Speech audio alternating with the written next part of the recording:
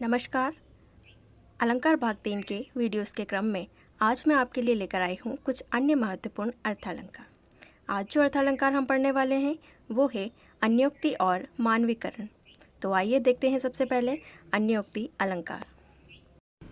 अन्योक्ति अलंकार एक अर्थालंकार है। आइए इसकी परिभाषा हम देखते हैं। जहाँ अप्रस्तुत अर्थात उपमान के वर्णन के माध्यम से प्रस्तुत अर्थात उपमेय का ज्ञान होता है वहाँ अन्योक्ति अलंकार होता है। इसे अन्योक्ति इसलिए कहा जाता है क्योंकि इसमें जिससे कुछ करना होता है उससे न कहकर अन्य से कहा जाता है तथा इस प्रकार उसको सूचित किया जाता है। अन्य उक्ति अर्थात अन्य को उक्ति यानी किसी अन्य को कहना। इसमें किसी वस्तु का सीधा वर्णन न करके उसी के समान किसी वस्तु का वर्णन करके उस वस्तु का ज्ञान कराया जाता है। इस अलंकार में किसी बात को सीधे सीधे न कहकर अन्य किसी के माध्यम से कहा जाता है। आइए इस परिभाषा को कुछ उदाहरणों के माध्यम से हम समझते हैं। नहीं पराग नहीं मधुर मधु नहीं विकास इह काल अली कली ही सो बंधियो आगे कौन हवाल। प्रस्तुत पद बिहारी जी द्वारा राजा जय सिंह को चेतावनी के रूप में लिखा गया है। इनमें इस पद में उन्होंने कहा है कि न तो कली पर अभी पराग आए हैं, न ही उसमें मधुर मधु उपस्थित है, नहीं विकास इह काल, न ही उसका अभी पूर्ण रूप से विकास हुआ है। अली यानी कि भंवरा कली से ही बंधा हुआ है, आगे कौन हवाल, आगे इसका क्या होगा। इस पद में भंवरे और कली के माध्यम से राजा जय सिंह और उनकी नवोढ़ा रानी की ओर संकेत करके बात कही गई है। यहाँ पर कली अर्थात राजा जय सिंह की नवोढ़ा रानी और भंवरा अर्थात राजा जय सिंह।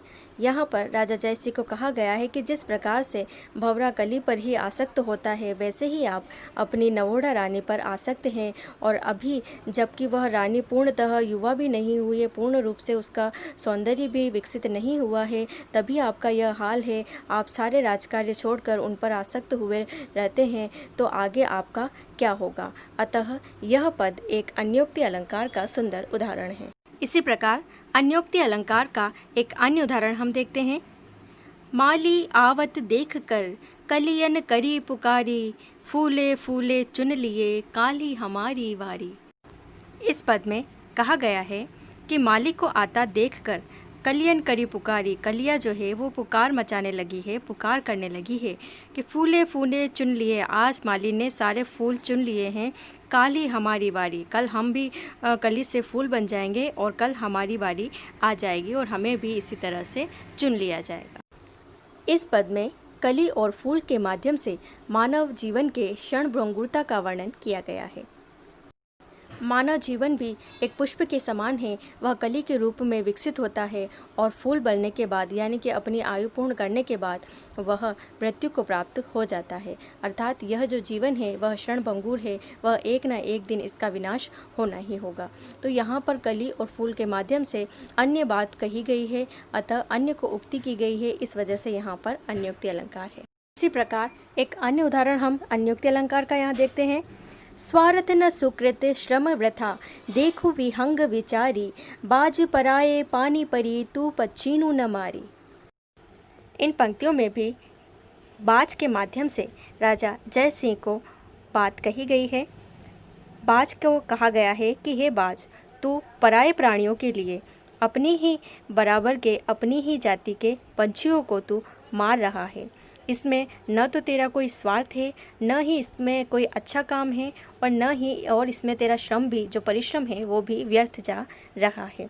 यहाँ पर स्वार्थ का अर्थ है स्वार्थ का अर्थ है स्वार्थ, सुकृत यानी कि अच्छा कर्म, श्रम यानी कि परिश्रम, वृथा यानी कि व्यर्थ, विहंग यानी कि पक्षी, कि हे पक्षी तू देख और विचार कर, तू जो यह कार्य कर रहा है उसमें न तो तेरा स्वार्थ है, न ही इसमें कोई अच्छा कर्म है, और तेरा श्रम भी व्यर्थ जा रहा है।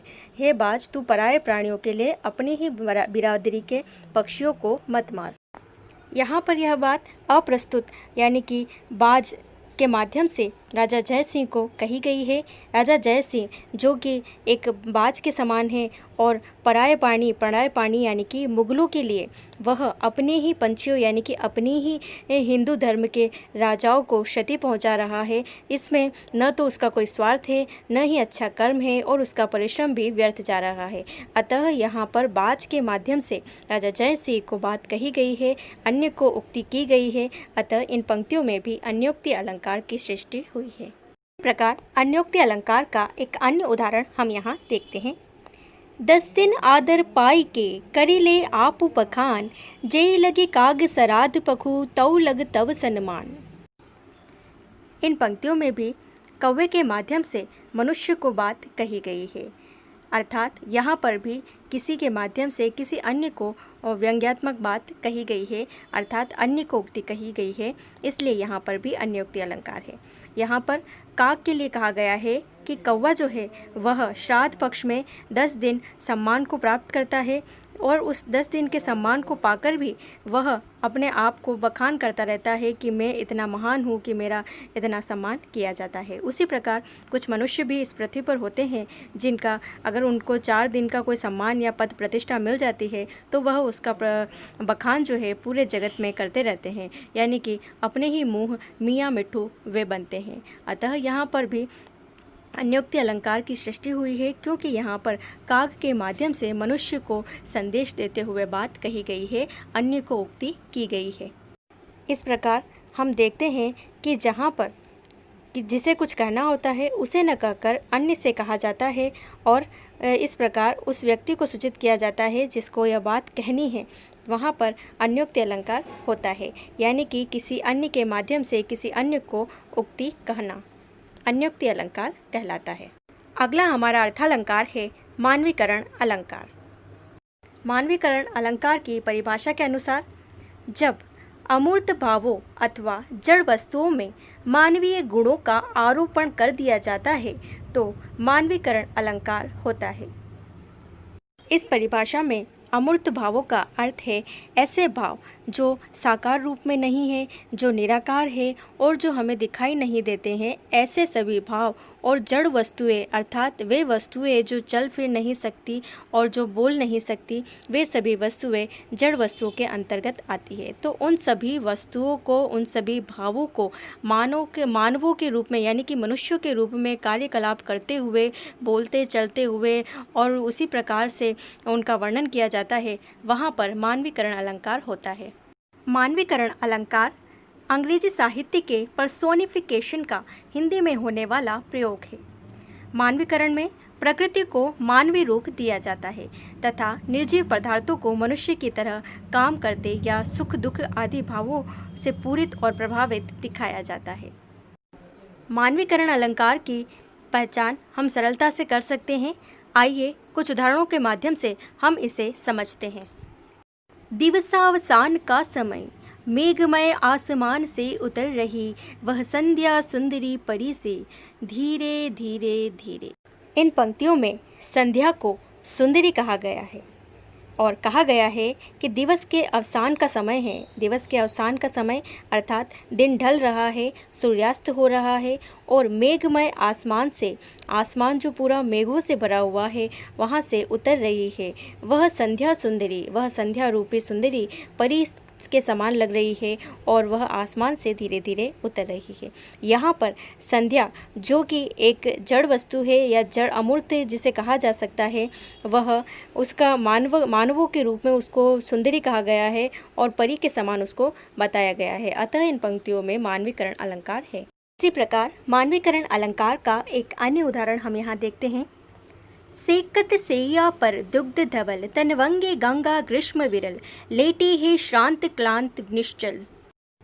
इन पंक्तियों में गंगा नदी को एक युवती के समान वर्णित किया गया है। गंगा नदी को तनवंगी अर्थात तनु अंगों वाली यानी कि दुबली पतली कहा गया है और कहा गया है कि शेकत शैया पर दुग्ध धवल, शेकत यानी कि रेत की शैया पर, बिस्तर पर दुग्ध धवल, दुग्ध के समान सफ़ेद तनवंगी गंगा, तनु अंगों वाली पतली दुबली गंगा ग्रीष्मकाल से विरल हो गई है, यानी कि कम उसका बहाव हो गया है। लेटी है श्रांत क्लांत निश्चित, और वह श्रांत यानी कि थकी और निराश होकर लेटी हुई है। यहाँ पर गंगा जो कि एक जड़ पदार्थ मात्र है, उसे मानवों की तरह सैया पर सोते हुए और परिश्रम से थके हुए होकर निश्चिंत होकर सोने की बात कही गई है, यानी कि जड़ पदार्थ का मानवीय रूप में वर्णन किया गया है। अतः यहाँ इन पंक्तियों में मानवीकरण अलंकार की सृष्टि हुई है। इसी प्रकार मानवीकरण अलंकार का एक अन्य उदाहरण हम यहाँ देखते हैं। धूप चमकती है चांदी की साड़ी पहने, मैके में आई बेटी की तरह मगन है, फूली सरसों की छाती से लिपट गई है, जैसे दो हमजोली सखिया गले मिली है। इन पंक्तियों में धूप जो कि एक जड़ पदार्थ मात्र है, उसको मानवीय क्रियाकलाप करते हुए दर्शाया गया है। और इन पंक्तियों में कहा गया है कि धूप चमकती है, ऐसे चमक रही है धूप जैसे उसने चांदी की साड़ी पहन रखी हो। धूप जो कि मनुष्य नहीं है, लेकिन उसके चांदी की साड़ी पहनने का वर्णन किया गया है। मैके में आई बेटी की तरह मगन है, और जिस तरह से मैके में बेटी आती है, सब तरफ घूमती है, वैसे ही वो मगन है धूप भी, और सब तरफ फैली हुई है। फूली सरसों की छाती से लिपट गई है, और खेतों में जो सरसों फूली हुई है उसकी छाती से लिपट गई है, और ऐसे लग रही है जैसे दो हमजोली सखियाँ गले मिल रही हो। पंक्तियों में धूप द्वारा मानवों की तरह सजने संवरने और मानवों की तरह क्रियाकलाप करते हुए दर्शाया गया है। अतः इन पंक्तियों में मानवीकरण अलंकार है। इस प्रकार स्पष्ट है कि जहाँ पर प्रकृति के अमूर्त एवं जड़ पदार्थों को मानवीय क्रियाकलाप करते हुए मानवीय भावों से पूरित दिखाया जाता है, वहाँ पर मानवीकरण अलंकार होता है।